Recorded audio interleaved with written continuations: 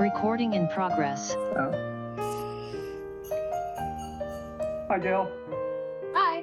Hello. No. Hello.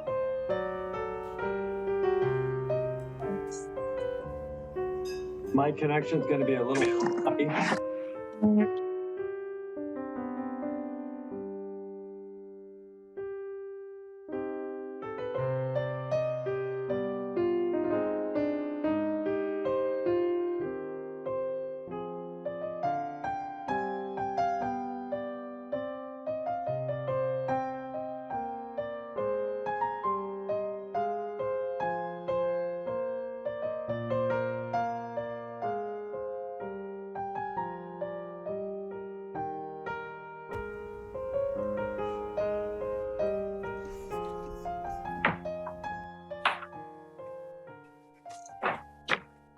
All right, Nancy just texted me.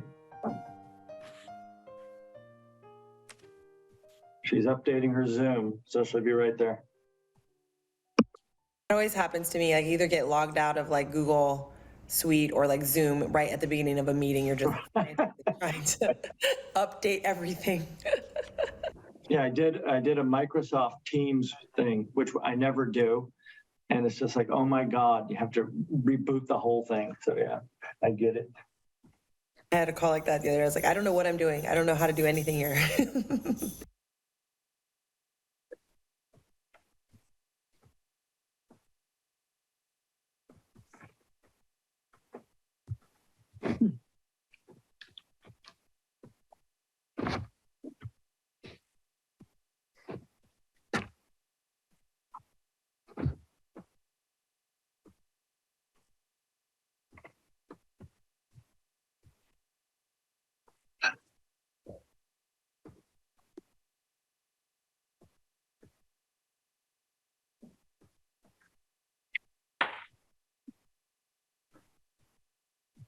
I don't know where. Oh, there she is. Okay.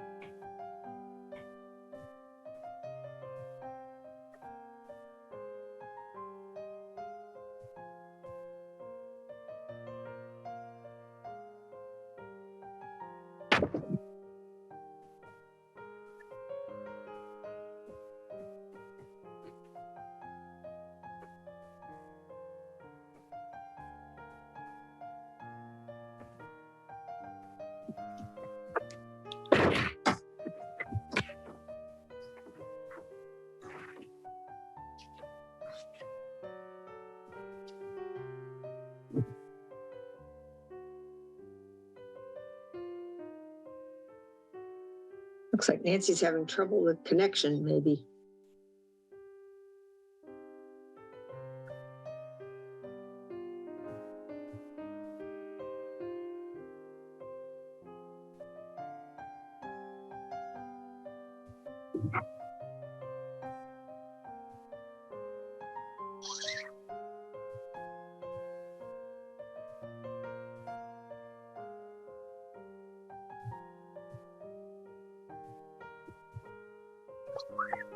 She just texted me again. I'm here. I'm so sorry.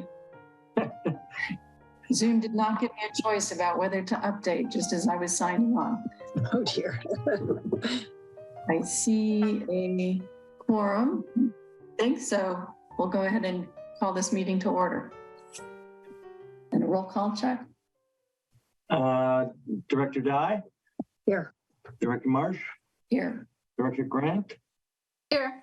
Director Randall? Here. And Director Clark? Here. So we're all here. We have District Council Bill Parkin, Assistant General Manager for Dealing Committee, and myself, the General Manager, Chuck Duffy. Okay, well, we open with opportunity for general public participation. Any members of the public who'd like to make comments on anything that is not on tonight's agenda, go ahead and raise your hand.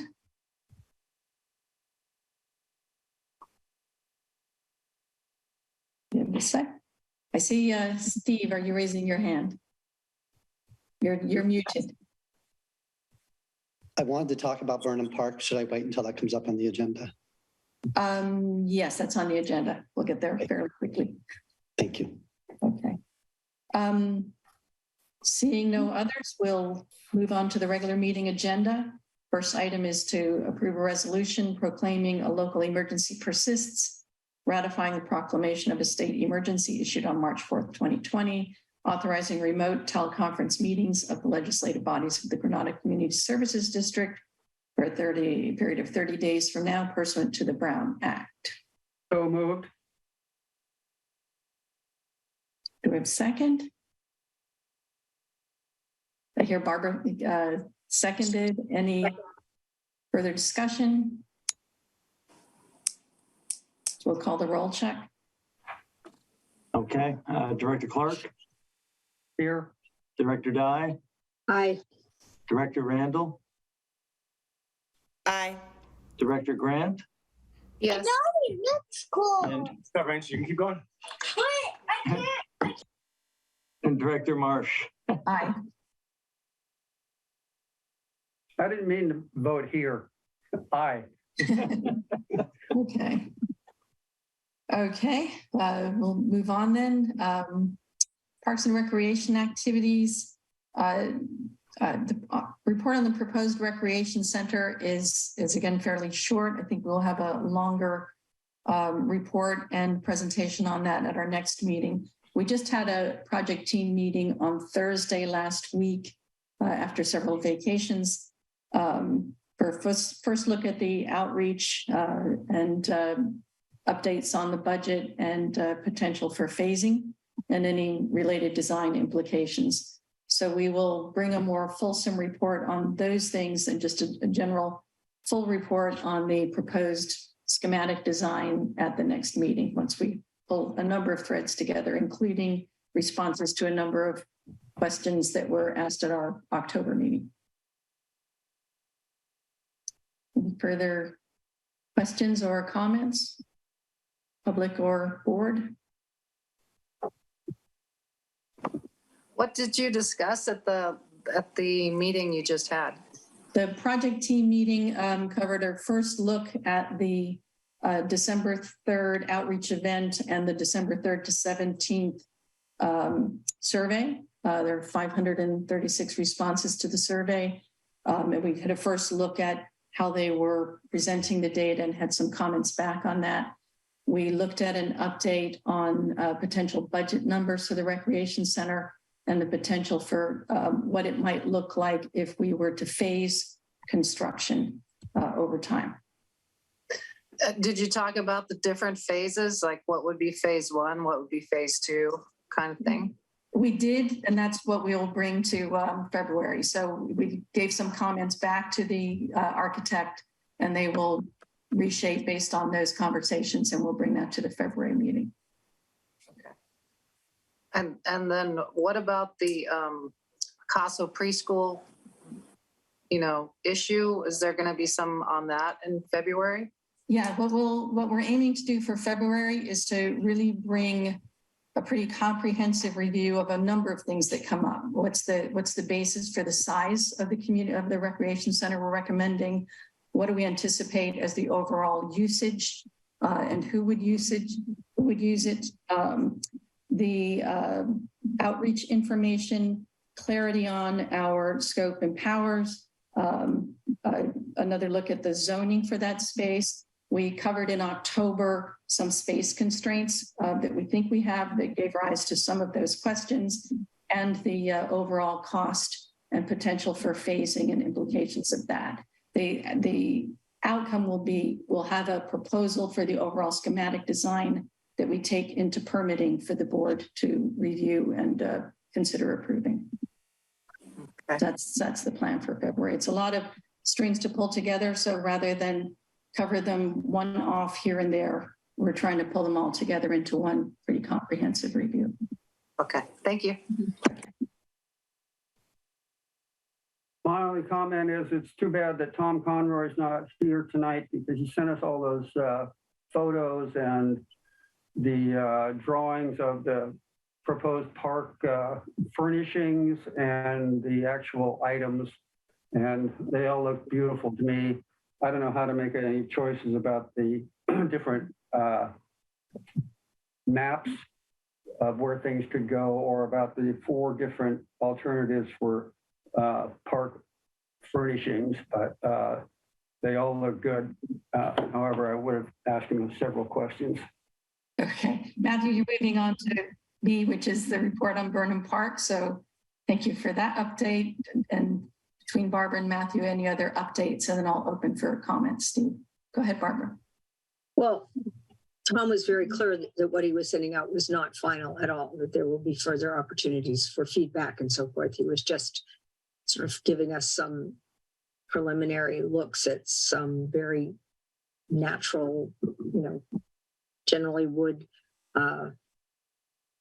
furnishings and so forth. So that was preliminary, and I think there'll be a full proposal that will come to the board fairly soon. So that was going to be my question. When the PMT decides they're satisfied with the proposal, that will come to the board. So I think it's also when Tom's ready to present to the board, I think, combination of both. so did those things just go to some people on the board then? It just went, I think, to the project management team, and the ad hoc committee is Matthew and Barbara for the park. But is this a time to talk about the committees, or is there, I'm not sure, is there an agenda item on that? Yeah, we have under committee reports, we have an item for appointment of ad hoc committees. Any other questions from the board on the park? Well, I just one more comment, which is that we have not had a team meeting for the Burnham Park Committee group, all the consultants working for a while. So there will be one at the end of this month.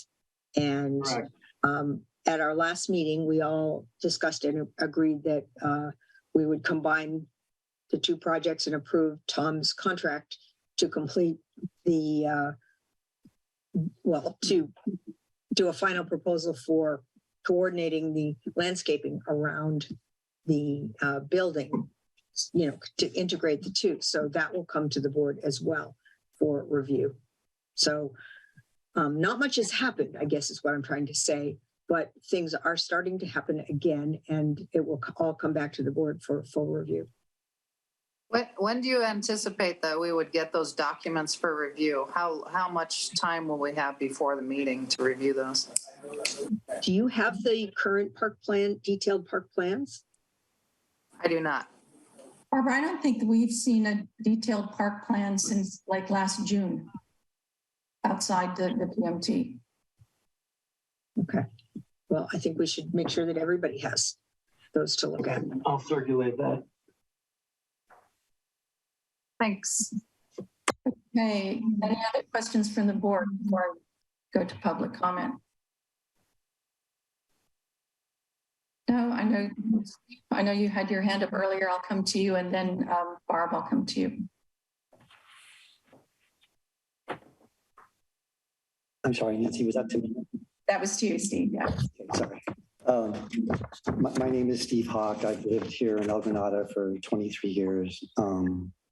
Thank you very much for letting me speak tonight. But I'm going to read something to you because I write a lot better than I talk. So forgive me for that. First of all, let me say thank you to the board for the time you put into volunteering for our community. Every time I see one of your agendas and it's many attachments, which sometimes number into the hundreds of pages, I'm just awed by all that you have to do each month. So truly, thank you for that.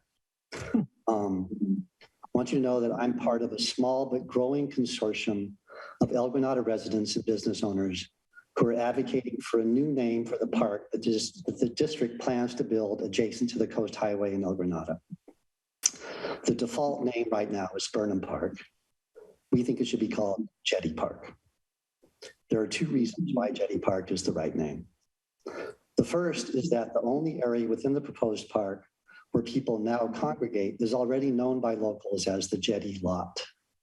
It's across from a surf spot known by surfers worldwide as simply the Jetty, and the skate ramp there is called the Jetty Ramp. Also, the surf contest that's been held there annually for the past 8 years is called the Jetty Classic. The second reason is that, despite the wishes of local historians, we believe it is inappropriate to name the park after a hired contractor from Chicago who, it appears, never actually visited our town. We realize that Daniel Burnham is widely regarded as one of the most influential architects and urban planners of his era, but he had zero personal or emotional attachment to El Granada. And while he's praised in some circles for his city beautiful idealism, he's also the target of much scholarly criticism for the ways in which his elitist visions unapologetically ignored the needs of the millions of poor and underprivileged residents living in the cities he endeavored to transform. We believe that the plaque commemorating Burnham's design for El Granada, which stands outside the local post office, is homage enough for a man whose only link to our town was that of a hired vendor. We hope that you will seize this opportunity to engage locals and provide them a deeper attachment to the park and its facilities by giving it a name that has bubbled up organically from the people who actually use that space. I also have a letter I'd like to introduce into the record that lists the names of several local residents and business leaders who support the name Jetty Park. This list includes the owners of Liberty Court, Breakwater Barbecue, Spangler's Market, Hop Dogma Brewery, and Blue Ocean Brewery, among others. That's all I have to say right now. Thank you for your time. Thank you, Steve. Can I go to Barb Williams Shank make a comment? Yes, thank you very much. Can you hear me? Yes. Nancy, I had written to you sometime last year. I'm a UC Master Gardener, and there are at least 5 of us who live in El Granada, and we'd like to know if there is some way that our program might have a presence in the park and who we could talk to about that. We actually saved your message because we thought it was such an opportunity to provide programs that combine time in the park and time in the recreation center, indoor, outdoor education and application, because I think we're talking about maybe a demonstration garden. I will refer you to Margaret and Matthew, who are ad hoc team. Yeah, at what point you might be able to get involved. Okay, there was a lot of feedback during that comment, your comment. So I think you said you're going to refer us to someone. I'm going to ask actually Barbara or Matthew, who are they're the ad hoc team members for the park from the board, to respond to your question about when and how you might get involved in something for the park. Barbara. Great. I can speak to that. Right now, the plant palettes and the plans for the landscaping are very rudimentary. They're mostly just blocked off areas. The impression has been that we probably don't need to do a lot of specifying of that in order to go through the approval process. So we have we have some time on that. It's something that I think it would be great to involve master gardeners in. I think there's some great opportunities there, and it's something that I'm very interested in too. So we're not very far along on that. Right now we're focusing on the sort of big picture, the drainages and the grading and the streetscapes and so forth. And there are some proposals that Matthew's mentioned that have just come through for furnishings, but none of those are final, and there will be definitely opportunities for public input. And I hope an opportunity to work with, in fact, I commit to, from my point of view, to working with the Master Gardener Group on looking at the landscape plans. Okay, I'd like to get everybody involved. It's a really important thing. all righty. I love the idea of members of the community sort of having their space to bring something to the community within the park. That sounds great. So Barb, we thank you for reminding me of your name. I know I saved your email in my park file. Barbara, do you think we are maybe several months from, oh, thank you, Matthew. I just wondered if you had a sense of the time on when we would be getting to that level of detail. Or Yeah, I think 2 or 3 more months. And then let me just address the naming issue. We did commit to getting more public input and have posters that Steve made they made a really good poster for Jetty Park. And we've gotten some public input on that. I think we probably need to have it as an agenda item rather than just, comments. So fairly soon we should have that be a specific agenda item and ask the community to come and give us public input on that.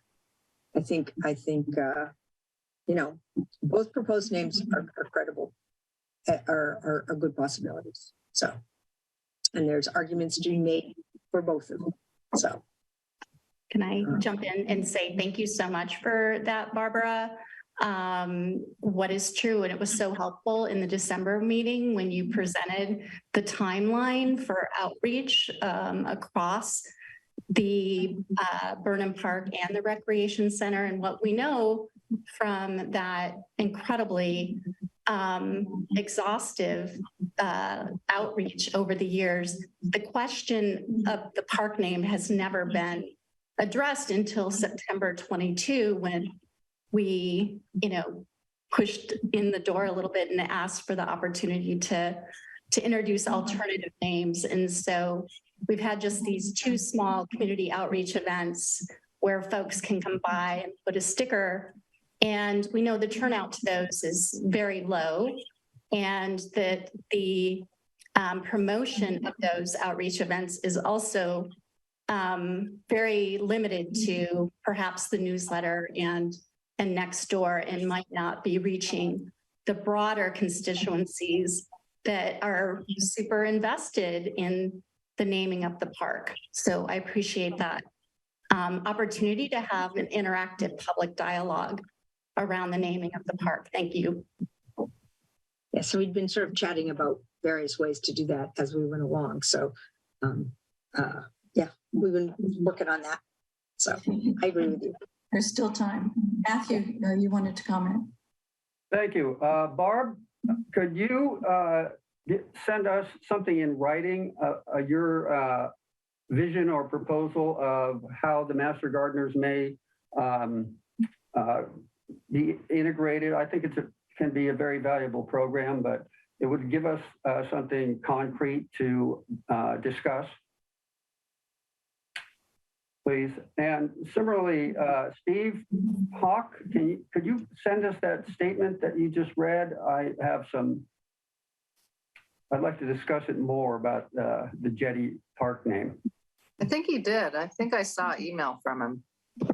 Yeah, the email was a little bit different, but I'm happy to send you the statement I just read also, and the letter signed by the business owners who include more than the names I offer. Great, thank you. Steve and Barb, both, if you could send those to Delia Camito at granada.ca.gov. Is it Delia? Is it D Camito? Yeah, I'll send them to Delia. I have her address. Thank you. Then she can circulate it to the board members. Perfect. Okay, that's all. Thank you. Okay. Any other comments on Parks and Recreation? If not, we'll move on to the district engineer's report. Wait, I thought we were going to do the committees. I saw Steve's hand. That's number 10. No, okay. I was just waving goodbye. Sorry. Are we going to do the committees here, Nancy? Number 10. We have them down at number 10, Barbara, under committee. Oh. Okay, fine. So number 3, the district engineer's report, over to Chuck. Let's get to the exciting stuff, the sewer stuff, right? Well, it has been a little too exciting lately. Yeah. Well, they're moving ahead with their the sewer line replacement, but they're delayed a little bit. So I've talked to John Rayner about that, and he says they're moving forward, but it's a couple weeks behind. So I just want one question for me, and then I'll go to Barbara. I saw in his report that the engineers were supposed to be meeting last Friday, and I assume they'll be making their report to the SAM board on this coming Monday. Is that yeah, right? so they've actually got a meeting scheduled for tomorrow morning at 9 a.m. to talk about the Montera force main replacement. So, And Matthew and I are ready to talk about that later under. Okay. But I have some questions on this report. All right. Go ahead, Barbara. Okay, so I understand that right now there's a penalty if they're late, but we can forego that. It seems like with what's going on, it's very reasonable for us to say, yes, take a little more time and get the project done. I'm curious about this additional work. What scale are we talking about? I mean, I agree that it makes sense if there are problems that have been identified. I mean, how is it that Koyos Engineering did the televising of these potential problem sewers? And it makes sense to me to do them as a additional change order to the current contractor, but I'm a little confused about how this all happened and what scale of additional work we're talking about. And Delia, do you want to speak to that a little bit? It's not large scale work at all. It's pertaining, one of them on Columbus is specifically pertaining to an area where we've had some overflow issues in the past. And I think it's just a matter of a small pipe repair. So what is the other one, Chuck? I'm not really sure what the third one or the second one was. On West Point in Princeton.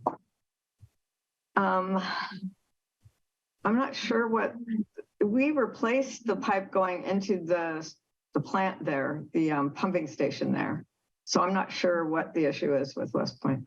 It's West Point between Stanford and Harvard Avenues. So it is in that vicinity, I think. Yeah, I don't recall that one. Do the new board members have copies of the map that shows where these projects that we're funding are and what's happening? Probably not, but I can send them one. It would be good if they had that. I'm just, it seems as if these are problem sewers, the problems have come up since we set the scope of the current projects that we're funding. Is that correct? Yes. Okay. So what happens is we prepared a plan, a 6-year plan to, replace a lot of the sewers there. But Delia has a better kind of boots on the ground knowledge of what needs to be fixed more quickly, if you will. So that's kind of. I'm sorry? Is that based on where we're getting service calls? Yeah, based on where we're getting service calls, yeah. Can we anticipate getting the recommendations from Koyos before their putative finish date of the 17th of next month? Yeah. For the additional work. Yes. Yeah. Good. Maybe we can keep them in the field. And I agree with what Director Dye said about we have to be reasonable. The road situation around here has been terrible, and I would have been totally surprised if they had said, "Oh, we're ahead of schedule," because you can't even get here some days. Well, they were behind schedule, if you recall, before these storms hit. So, but even so, there's no point in being, punitive about that at this point. Well, and that's a good point, Barbara. We don't like to be punitive on that stuff because there's no reason to. It'll get done. And let's get the additional work done, even if it's going to cost us more. And then my last question is just to point out that the Pillar Point Harbor RV Park public restroom project, which is being done by the Harbor District, they're putting in an additional restroom there. I understand they put up the construction fence and so forth. We will be reviewing, we will be checking on the sewer part of that project since it's going to be our sewer, correct? Correct, yes. So we'll be. We've issued a permit for that project already, and our engineer will be out there when they start some of the work that will involve the main line. Great. Well, that'll be a good project to get done. All right. So my questions about the engineer's report. It's great. They're putting in a new bathroom. It's just that now with the collapsing of the coastal trail between the surfer stairs and there, you can't get to it. Another whole set of problems. Yeah, it did not our problem, fortunately. Do we know if are they putting in a shower also? Yeah. Bathroom and showers. Right by the beach. Uh-huh. Great. Any other questions on the engineer's report? Okay, we'll move forward to the consideration of amendment number 1 to Kennedy-Jenks agreement. Which I think So we've got, I'm sorry, we've got our Kennedy-Jenks agreement, and as always, the prices increase every year. So, so we haven't had a price increase for Kennedy-Jenks probably in 3 or 4 years. So they're just updating their hourly rates. And they seem very reasonable, the proposal to me. And Yes.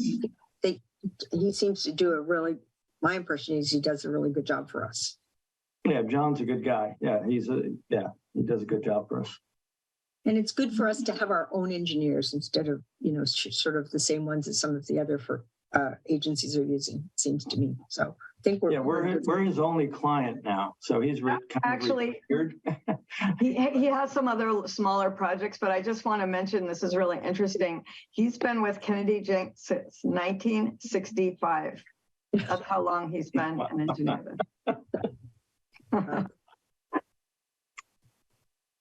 Goodness. So anyway, I recommend we approve the amendment. Move approval. Second. Matthew, second. Any other comments or questions? Okay. Who moved that? Barbara moved, Matthew second. I'll call the roll. Please. Barbara, Director Dye, Aye. Director Clark, Aye. Director Marsh, Aye. Director Randall, Aye. and Director Grant. Yes. And motion passes 5-0. Julie, do you need me to stop by and sign that? Or do you guys sign that? Usually I mail it out for signatures. Yeah. Just as a side note, probably at some point need to sort out the bank for signatures on warrants, because I think you're just down to Matthew and Barbara who can sign checks. That will hopefully, I'll be sending you an email about trying to get everybody organized for the new signers. So we have to do it within a 10-day period, which makes it a little tough, but I have the paperwork and that will be forthcoming. Thank you. Okay, next item, the Matthew and Barbara report on sewer authority mid-coast meetings. Barbara, how do you want to handle this? You want me to go through the Why block? don't you go through the technical and then I'll talk about the money. Okay. The bloody blah is what happened in the meetings since, let's see, the December 2nd.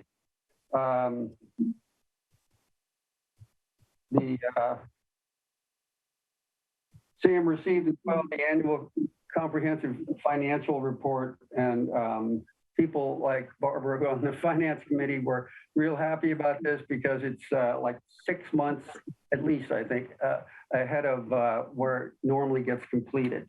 So that was good. The board also held a public hearing on raising the director's compensation, and then subsequently voted to do so. I think they said the compensation hadn't gone, I'm not sure whether it was 2014 or 2004 since the compensation had been increased for board members. And so they're now, and you can raise it 5% a year from whatever the figure was that you began with, and it's not cumulative interest. So it would now go from $100 to $190. And others may have noticed that MWSD has just gone through this same process and raised their director's compensation figures. And I think we may want to consider that as well. I'm not sure when we got to the 145 per meeting and where we are now, but we may want to discuss this in the near future. Matthew, I had, I think at last meeting, I put that as a future agenda item. So we'll see when we get it up there. The resolution is what Sam did, which expands their stipend from just public meetings to ad hoc committee meetings and so on, as well as reviewing our fees. I recalled that, but it's not on the list at the back of the agenda packet this time. It's not on the list of. I'm adding it right now.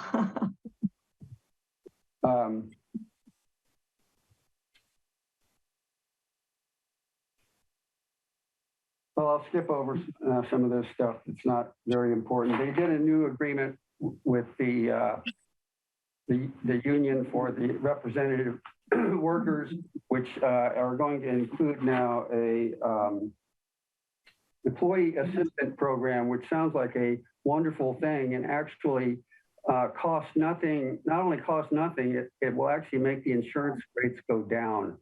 And that's another thing. We don't have nearly as many employees as Sam, but it's a really good program, it sounds like. And we might want to also consider that in the future. Then moving to January 4th, which was a special meeting because of the crisis caused by the rainstorms. At that meeting, Sam declared the recent flood damage and ongoing flood damage to be an emergency, and that allows, in the public interest and the necessity, demand the immediate expenditure of authority funds, and the board voted to give the general manager the authorization to go above his normal capacity to spend money without board approval in order to get these the needed repairs done as quickly as possible, which was obviously really necessary. We discussed the status of the wastewater treatment plant, and probably most people are familiar with this, but I'll just note that basically it flooded, and the Pillarcitos Creek rose tremendously. They had to do an emergency raising of the berm about 5 feet on the creek side of the plant to keep the water out, but it was already too late by the time they got to that. And the key thing that is the worry is the electrical building that runs everything in the plant got 8 inches of water in it. And we've heard before that when water gets in there, it's a miracle that the plant doesn't shut down completely. And this time the water was 8 inches in the electrical building, and it was maybe a double miracle that the plant didn't shut down completely. So the staff and contractors spent a lot of time doing 24-hour shifts to keep that plant functioning. They shut off the flow. This was all in January 4th discussion, so I'm going to drone on for a while. They shut off the flow from the 2 northern districts because the inflow at the plant was so high that obviously, and it was flooding, and the creek was also a big problem. And consequent to that, we had overflows in the 2 northern districts.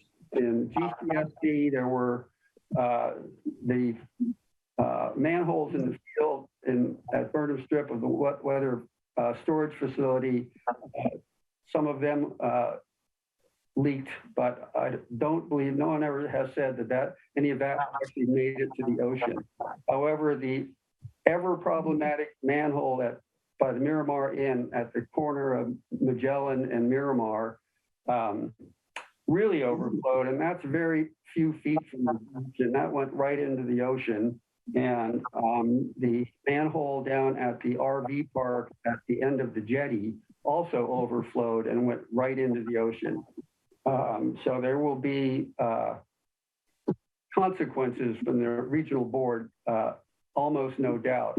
However, I also noted that in the newspaper 2 days later, it said that on those 2 days through the 4th of January, 90 such sewer spills have been reported to the regional board around the Bay Area. And the following day, another 30 were reported. So that's 120, and that San Francisco had not even reported yet. So the way the regional board moves, it could be 2 years before we hear anything about this. But we need to anticipate that it's likely that we're going to have some more bills to pay. The worst thing that happened was the Montara Force Main leaked just downstream from the Palomar pump station, and that also went directly into the ocean for, I don't think that the figure is definitive yet, but I heard that it flowed into the ocean for 60 hours, which is a major spill, and we'll be looking at consequences on that too. And that's what got all the technical people out, contractors, and they tried to fix the existing pipe or plug it up or something, and that didn't work. And so they put a temporary on the surface bypass in that did stop the leak and allow the flow to continue. And by then, the flow from Half Moon Bay, which had reached 17.5 million gallons a day at its peak, had lessened. And so we were able to release wastewater from the two northern districts and not cause any more leaks. Then we had the regular meeting on January 9th. New officers were elected. Director Ruddock from Half Moon Bay was the chair and is now, I believe, the secretary, and Catherine Slater Carter is the chair, and our own Director Guy is vice chair.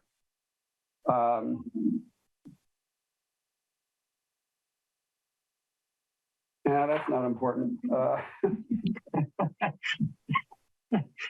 right, do you want me to jump in here, Matthew? Okay, sure. Yeah, you want to talk? Well, I just need to emphasize, I think we all know this, and I think most people who read the paper or saw the sewage leaks realize this. Major work is needed beyond yesterday on the IPS section, particularly the force main that comes down to the Portola pump station. And so there's going to be big money involved in this. And we just have to suck it up and let the public know that this is old infrastructure. It's got problems that can't be fixed without major work. And that's where a lot of the money is going to go. And now Barbara will talk about money. And for Jen and Jill, you guys are new here. That's why we have those overflow pipes and the Burnham Strip. It's the spills. Equalize. Yeah. Right. Our spills were very small compared to, the Montara spill and the various other spills. And I will also say that I took photographs, NavCam photos with, the date and time and location of our streams at the height of the storm. And our streams were very nicely in their banks and flowing through the culverts. So that was kind of a good piece of good news. So in terms of dealing with the problems with SAM, with the sewer plant. There are really two sets. The one set is the emergency, the flooding and the emergency measures. At this point, it's very likely that a lot of those costs are going to be covered by insurance. And they don't know that yet. They're really just, they are, I have to say, working incredibly hard, all of them, and really labored mightily. And it is the value of having staff who live here who are able to put in the hours that they did during all the problems. So that the set of problems at the plant and so forth that were due to the huge storm and the flooding, we don't really know what the net cost of that is going to be. In terms of repairing the Montero force main, Matthew's right, it's going to be expensive. We also have another whole component of this, which is that SAM has a negotiated agreement with a environmental firm that sued SAM to force them to do a whole bunch of repairs. And that agreement is in place right now, but it is, at this point, SAM is very likely not going to be in compliance with that agreement. And I think we could probably share that with everybody on the board, the agreement, because the Montero force main is supposed to be repaired by, I think it's June of 2024. And so it's a big project, what they're talking about doing. The other piece of it is SAM is supposed also, by that date, supposed to replace the Princeton pump station, which is over $1 million project that was authorized in the last capital improvement program for SAM. So we have these two extremely large projects that are all really need to be done in the next year and a half, which seems very possible. So we are facing the possibility of additional litigation for those issues. Matthew, did you want to jump in? I just want to note that part of the settlement, it's obviously SAM, all sewer spills, SAM has to report to the regional board. But part of that settlement with ERF was they also had to be notified of these spills. So that outfit already knows, and they have legal options that they can exercise if they so choose. So we had SAM had done an analysis of the condition of the Montero force main that showed that it was in good shape.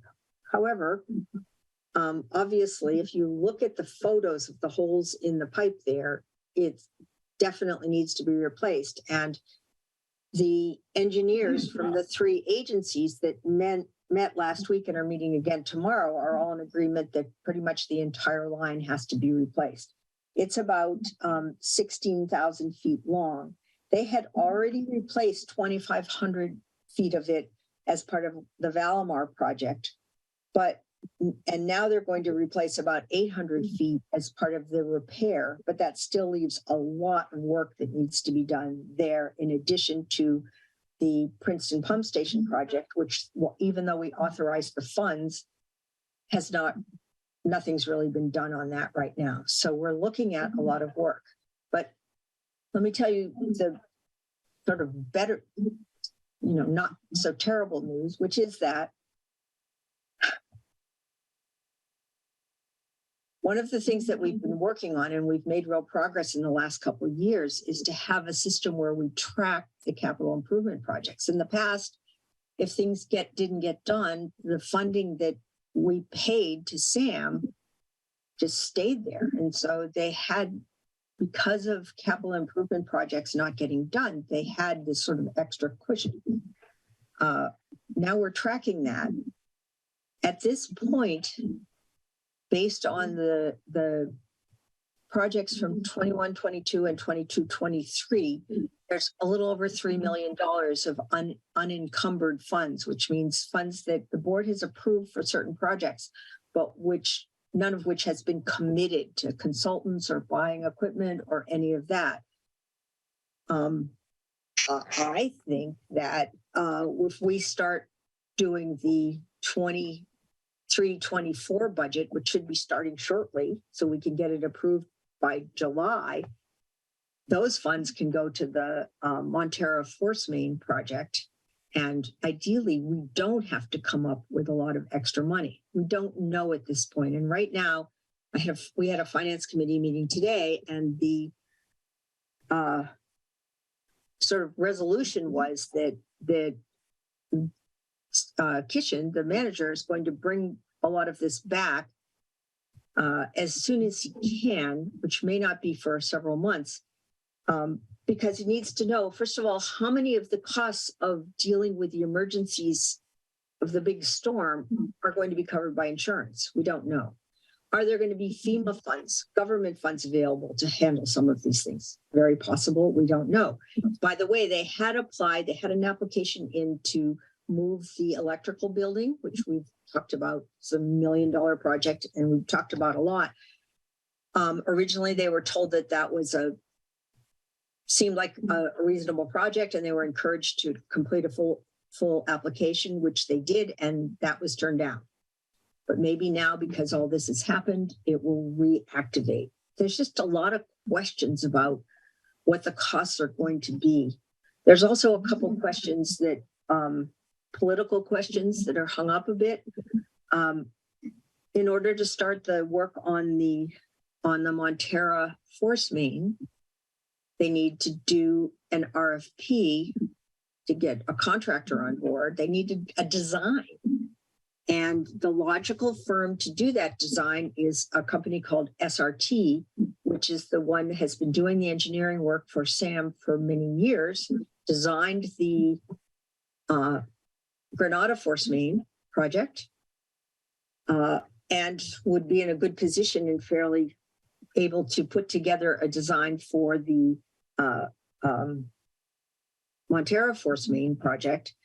However, Half Moon Bay refuses to authorize funding for them to do the design. They don't give any reason for that. They just won't. They say it has to be somebody else. So they would have to bring in a whole new firm, which would, have a learning curve to figure out what the deal is. So that's an issue that's still out there. It seems very weird to me because they don't say why. They just say they won't use SRT. They won't agree to fund that. Can I just clarify, particularly for the new members, that although there are 2 Half Moon Bay members on the SAM board, they each have 2 votes, right, because of the balance of use. So if those 2 vote one way, they can basically block the votes of the other 2 agencies. Sorry. Can you Chuck, how much did the Granada Force Main project cost? Do you know offhand? 1.3 million, something like that. And it's, I'm not going to go crazy here, but we're designing a pipeline replacement. This isn't rocket science. We're not sending people to the moon here. So I don't understand what the issue is, but we don't either. Can we just go back, just make sure I understand? You mentioned there was a lawsuit happening between SAM and an agency meant to do specific work. Not an agency, it's a law firm that does environmental litigation. I see. Sued SAM, and there was a settlement. And so, sorry, what was that about? That was new to me here. That was based on the spill in the Granada Force Main, the piece of the Force Main that goes from Granada down, and everyone knew it needed to be fixed, but Half Moon Bay wouldn't agree to fund it. And so it was delayed, and then there was a fairly large sewer spill. And so they sued SAM. And Beverly, the previous general manager, negotiated a settlement which set dates by which things were to be done. Got it. And that's one reason why replacing the Princeton pump station is on the list, though virtually no work has been done on that project yet. And then they had done this high-tech analysis of the Montera Force Main, which they concluded meant that it was in decent shape and we were not going to need to do that. And they sent that report to ERF, the law firm with which we have the settlement. But now, obviously, the holes in the Montero force main mean, you know, it's going to have to be replaced. I mean, I think all the engineers who were at the engineers meeting agreed that it pretty much the whole thing has to be replaced. And we're probably talking a couple $1 million. But I think it can just be the next project for 23, 24. And the way the funding is working out, I think it's going to be okay. But I'm worried about we have to meet these deadlines, and we don't want these people to sue us again. This is how they get things done is, you know, they're an environmental group that one of those environmental groups that does lawsuits to try to force places to do what they think they should do. What is the due date? I believe it's June 2024. 2024, yeah. And the reality is, you know, that's kind of priority number one is that IPS pipeline 7.5 miles long, and I don't know what 3.5 miles of that is force main, so it's under pressure. And I thought, I don't know why, but I thought we had replaced all that pressurized force main, and it turns out we hadn't. So that's what breaks.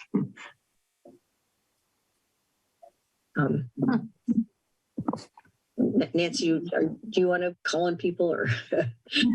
I'll call on me because my hand is up in the corner. Yes. I have two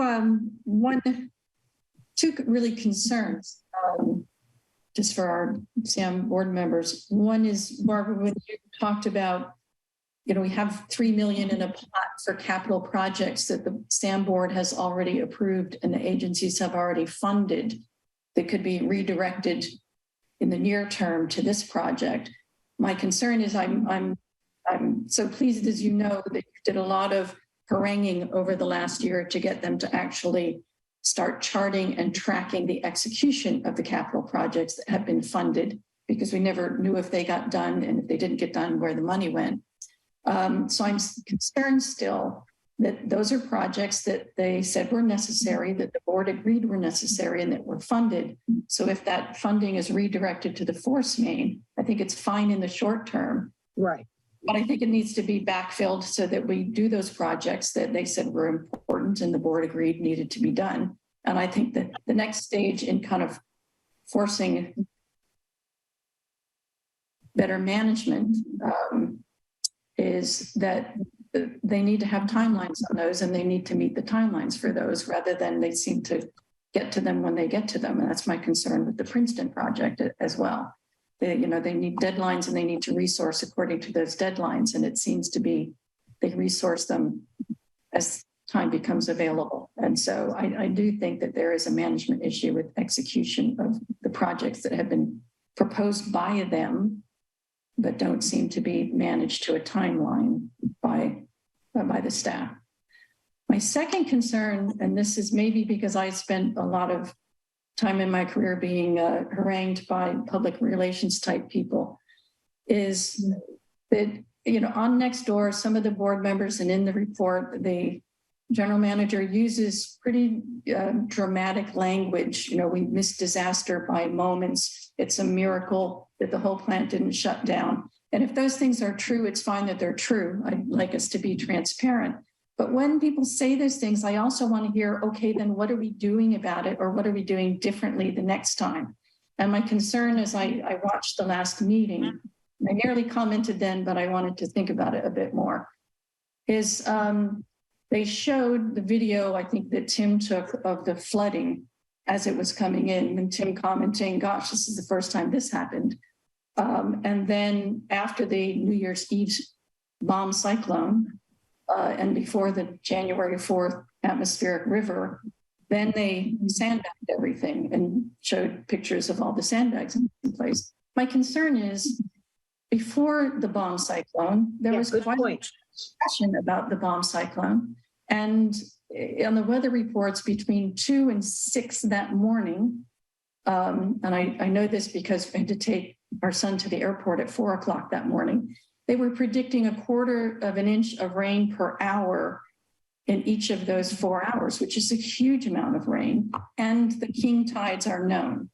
So what I'd like to know is that the next time they certainly could see when we're going to have king tides, and they can track the weather reports. I'd like to know that they have some protocol that says when the tides are doing this and the rain is doing that, we're going to be more proactive about getting the sandbags out before the water comes in instead of after the water comes in. Because I think they really should have been more proactive for the New Year's Eve storm than they were. And so I'm glad we had a miracle. I'm not convinced that a miracle was our only recourse. Yeah. I couldn't agree with you more, Nancy, on all that. Matthew. Very well said. Thanks, Nancy. First, I'd like to note that the evaluation of the Montara force main that was sent to ERF was done in 2015. So it's now. No, it was newer. Sorry, there's a newer one. Really? Wasn't mentioned by when I asked. I went out and saw when they were putting this high-tech thing into the manholes. It was like a year and a half ago. So. Was that in that particular section or the whole force? Well, that's the thing. They didn't do the whole thing. So, yeah.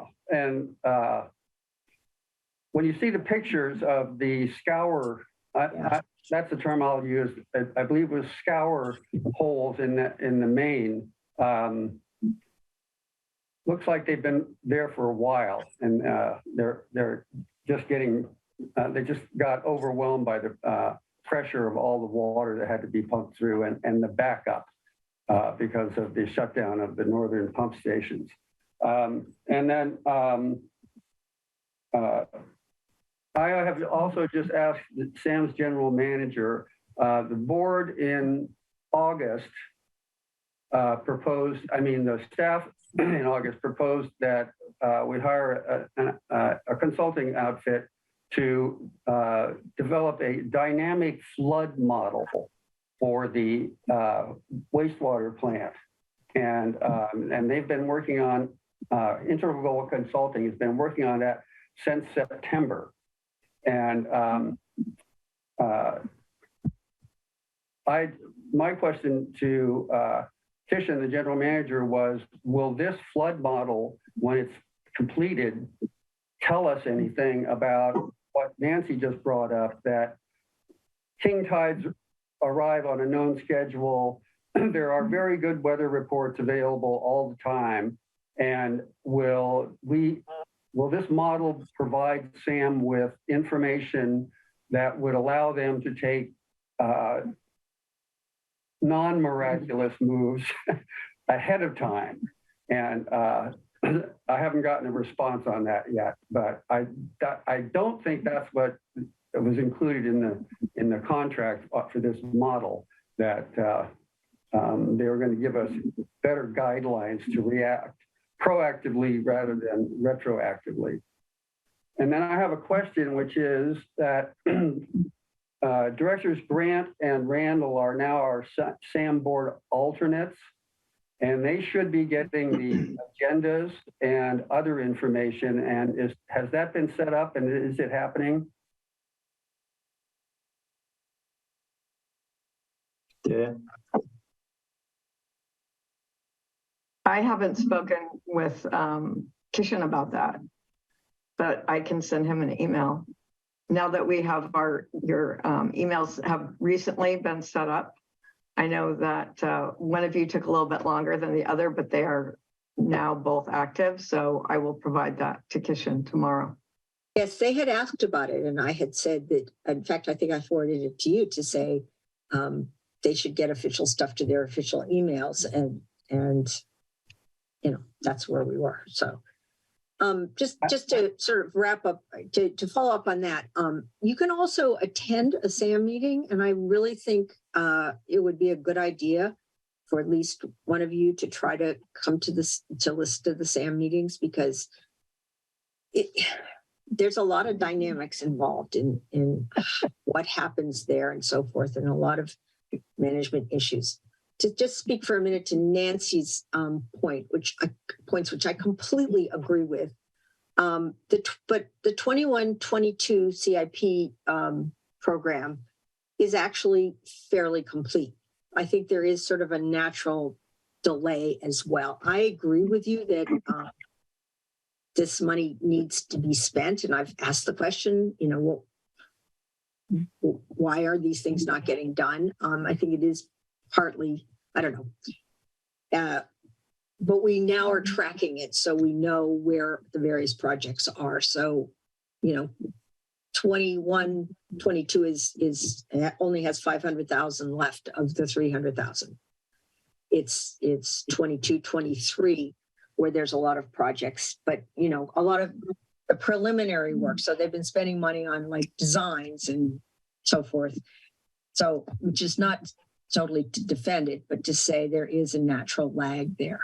And in spite of what I was just saying about feeling fairly optimistic about the costs and so forth, this could end up costing us a bit of money to fix the things that have now gone wrong, depending on how insurance does and depending on how much the Montara Force Main project costs, especially if we have to expedite it. I was actually heartened when I heard that the Granada Force Main replacement cost something in the range of 1.6 million, because I thought you were going to say a much bigger number, but you're right. If it's expedited and it's 5 years later, it's going to still be a big number. But, And I I want to point out that the Montara Force Main and the Granada Force Main are all SAM components. They're not ours. Granada's not ours and Montara's not theirs. And another thing that's really good is that in the latest numbers, Granada is down to 16% of the use of the plant, which means we're only paying 16% of the cost of everything, which also shows that we have a really good tight system. Because, you know, when you have extra infiltration is what makes your numbers go up a lot. And our numbers are our system, and I maybe the CIP work that we're doing, but it looks like our system is looking pretty good right now. Very efficient, running well. So Does Halfmoon Bay, do they comment on why their numbers have gone up? I thought of things like the new Best Western down by Cameron's Pub and the Coast House and some of the bigger facilities that they have brought online maybe are pumping up their usage, but they've gone from, just in the time I've been coming to meetings, so 4 years or so, they've gone from 52% to 64%. right. And the other piece that I'm not sure that the new members realize is that Montara has a big tank that can hold 400,000 gallons? Yeah. And then we have the wet weather storage. 445,000. How much? 445,000. All right. And then we can do 400,000. We have these two storage facilities, which allows us to hold wastewater if when there's a lot of rain, so Half Moon Bay can use the whole plant. They have no storage. Well, it's all sand storage. It is all sand. Yes. Which is, we need to remind Half Moon Bay of that. Yeah.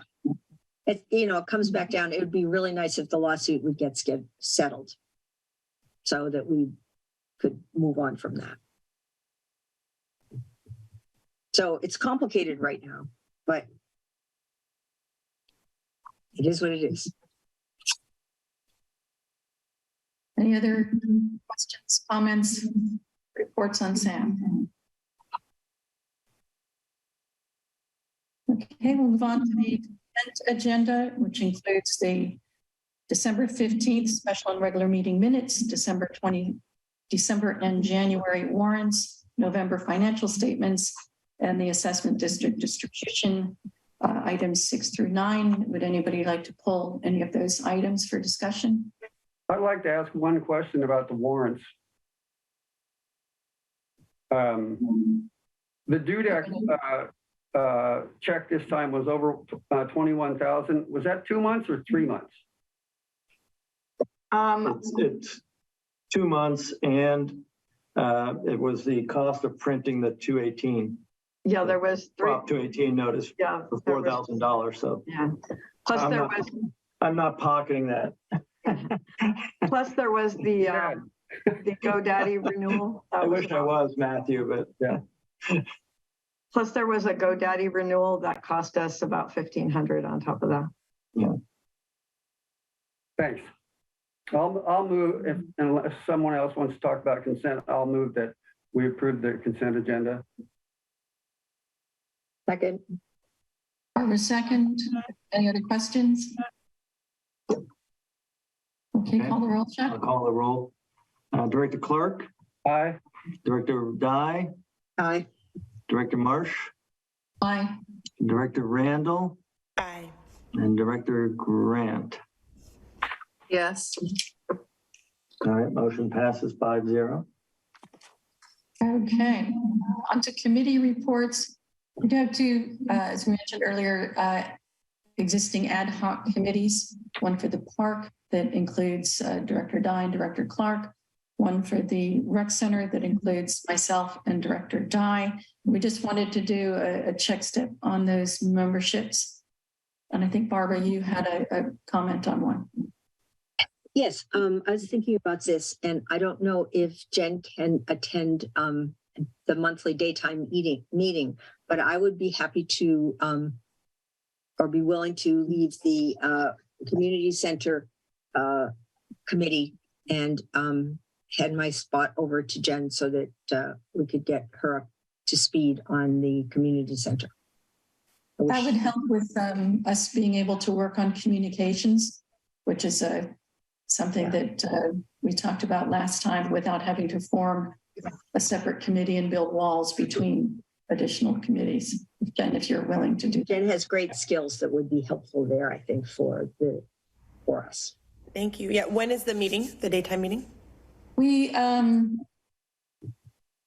they have been once a month or less, and actually we schedule them around people's schedules, so they have varied from first thing in the morning to 4 p.m. So we can be flexible on when they're scheduled. We usually just say, give us dates and times, or G4 actually sets them up and asks for people's availability and then tries to schedule them around availability. Okay, I would love to. That'd be great. It'd be great. Then I will send you the draft of the presentation in progress. Between now and next meeting, we can work on that. Fantastic. Okay, you guys on the park committee are okay to stay as you are? Yeah. I would like to stay in the park committee. I don't know if I can be that enthusiastic, but yes. You're 2/3 of the way to your permit, so, or launching the permit process. Yeah, but that last third, yeah.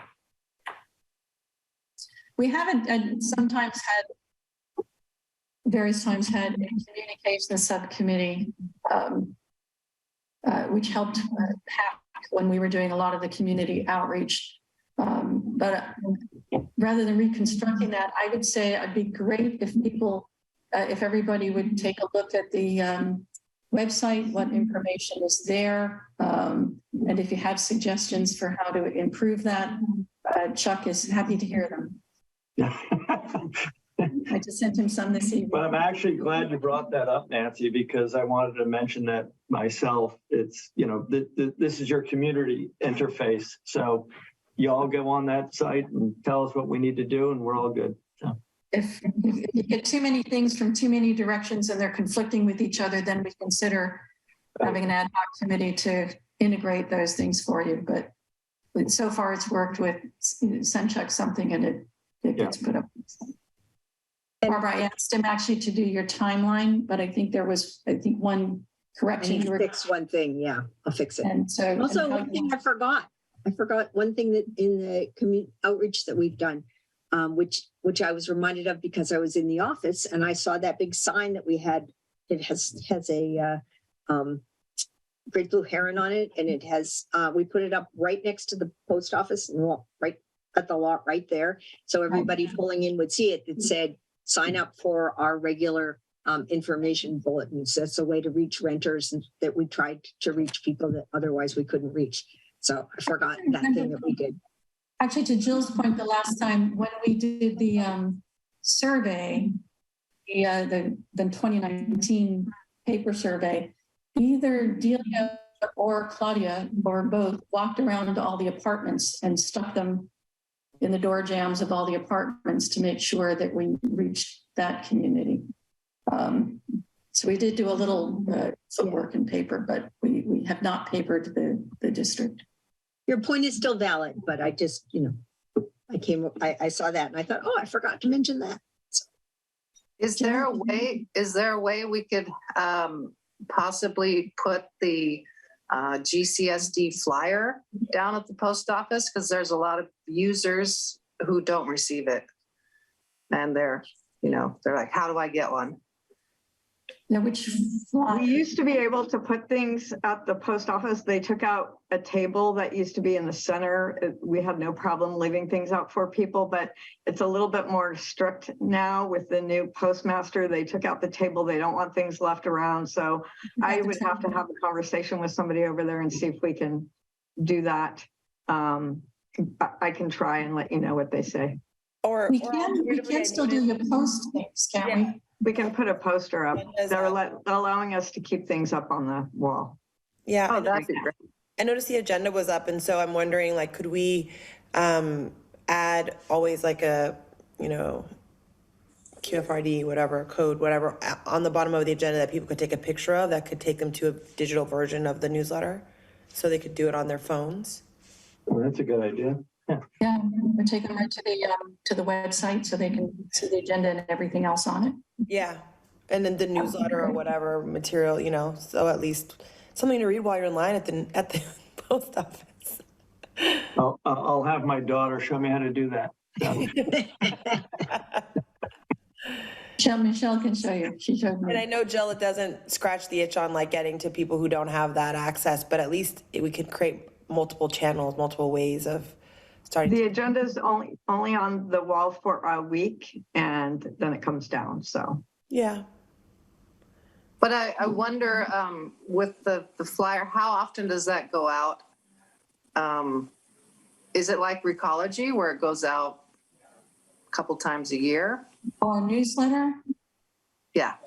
You mean it goes out when we?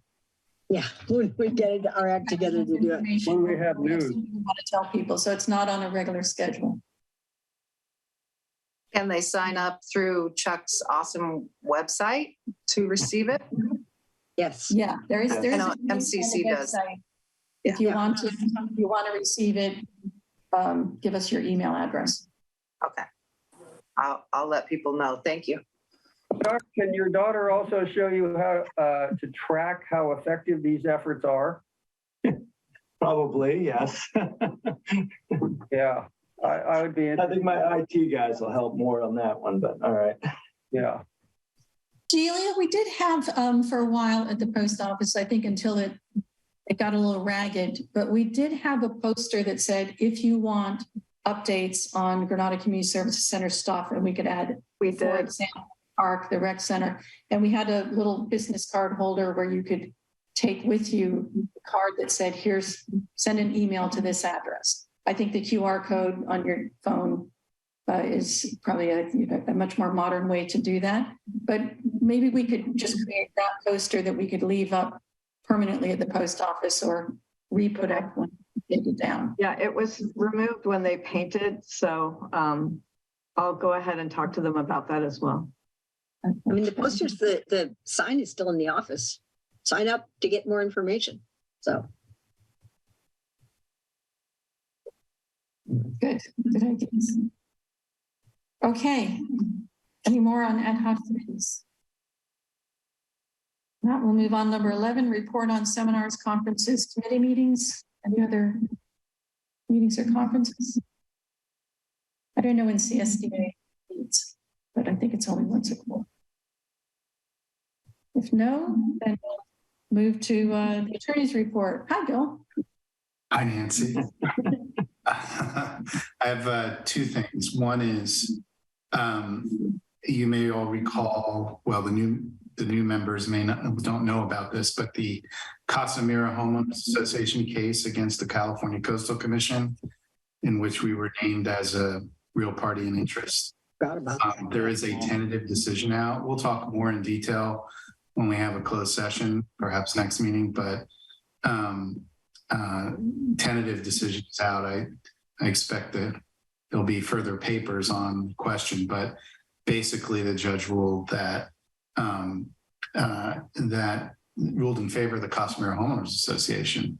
For the 2 board members don't know about this case, the commission only approved a small seawall. They wanted a bigger seawall. So that's going to be interesting to see how that unfolds. The second thing is next month is probably our last fully remote meeting.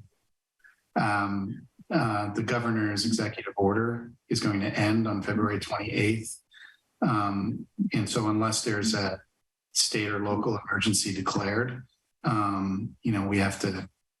we have to follow the other rules of the Brown Act, either be in person and the only other options, which I can talk about next month, or to the extent it's back to the old rules, basically, where you have to post if you're tuning in from home.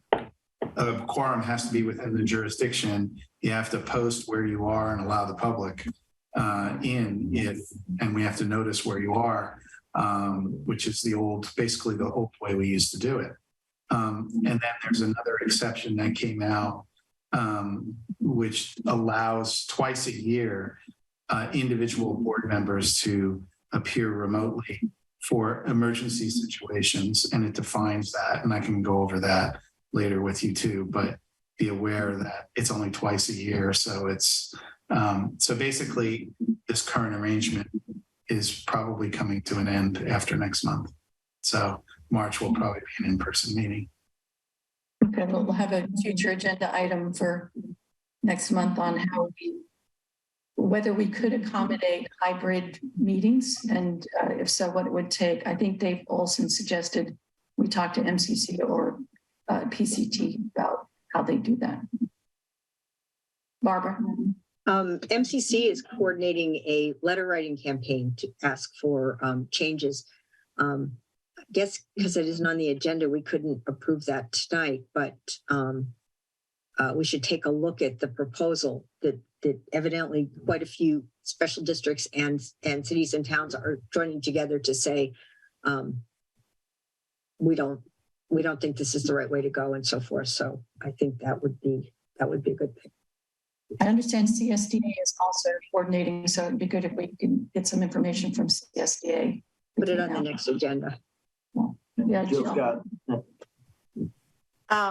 Bill, what if you say if you are on Zoom from your home, you have to open it to the public. Can you be outside? Do you have to be at your home? Can you do it somewhere else? Yes. Like, can you go to Surfers Beach and sit on a towel with your iPad? Yeah. I've never had that happen, but I will tell you in situations where a board member and I don't think it was this, it might've been this board, but I know in several different occasions where a board member may be on vacation somewhere. And so what they'll do is they'll rent a conference room in the hotel they're staying in, or if they're staying at a house or something, they'll open that up and post it. The thing is, it has to be listed on the agenda, but yes, I mean, ostensibly it doesn't have to be at your house. So at my work, when we do Zoom meetings, sometimes I take my iPad and I walk with it. So, you can see the scenery moving around. I guess, can I do that? People can take a walk with me? Well, I think the problem is you have to post the place where you're going to be. On the agenda. So, moving around is not going to work. And then how do you post Surfers Beach, right? So, I mean. I have to say the staircase at Surfers Beach. Which doesn't exist. That's gone now, right? Yeah. And you have to post the agenda on the staircase at Surfers Beach. Yeah. Well, back in Palos Verdes, where I lived for many years, the story was that somebody posted that they were going to be at their hotel in Paris, and somebody knocked on their hotel room door and said, I hear this is where we're having the meeting. It was kind of a joke, but I think it really did happen, So yeah. In their room, that's a lot. Well, it's just like some other couple from decided to go knock on the door, probably can't imagine that they thought they had an issue that was that important, but I think they maybe thought it was funny to go say, oh, they're in Paris too. So, Bill, does that posting have to be done 72 hours ahead? Oh, boy, I'm going from memory here, Matthew. I don't believe so. I'd have to check the rule, but it has to be listed on the agenda 72 hours in advance. Yeah. Yeah, it may have to be there, Matthew. I'd have to check. Yeah. So It's been a while, the pandemic, we've been doing this for 3 years, right? So I've lost a little muscle memory there. So yeah. But the rule is all locations have to be on the agenda, and Yeah. all locations have to be open to the public with the agenda posted. yeah, right. Well, I think the broader question is, do y'all want to meet in person? Because most of the discussion about this stuff is for the public, right? That people can kind of sign in for Zoom. And I think that's more of an issue. I mean, y'all are local, right? So. Yeah, and bear in mind, you can have hybrid meetings. So Right. This problem is for the board members. Right. So. My only personal concern is just like I travel for work sometimes. So Thursday nights, it would mean that, I would just have to post, I guess, where I'm at for work and then have it open. But I don't know. I mean, it's all hypothetical at this point. I don't know how many people from El Granada will be where you are traveling to, but yeah, Bill, it'd be good to know if you only need to let members of the public from the district in. I'm sorry. Is it the requirement to let people into any of the locations, the members of the public from the district? Strangers that just see a sign. It's anybody. I mean, anyone. Anyone. And I mean, you post a meeting, someone could come from, San Jose and attend a Granada meeting if they wanted to. So, Well, that's your lawyer's answer. I'll just tell you, don't worry about it. Just give him Bill's address.